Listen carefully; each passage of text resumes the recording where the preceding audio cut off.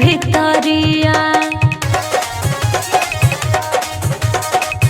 तोहरे के मनले बनी पहिला सावरिया।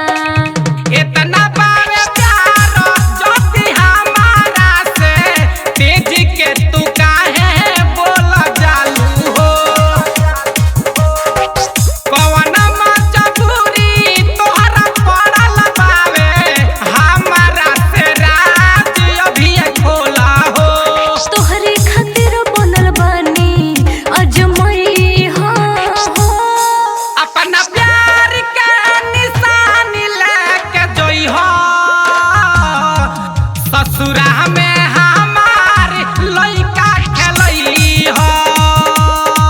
अपना प्यार के निशानी लेके जोई हो ससुरा में हमार लइका खेलई हो। बुझलू राम परवेश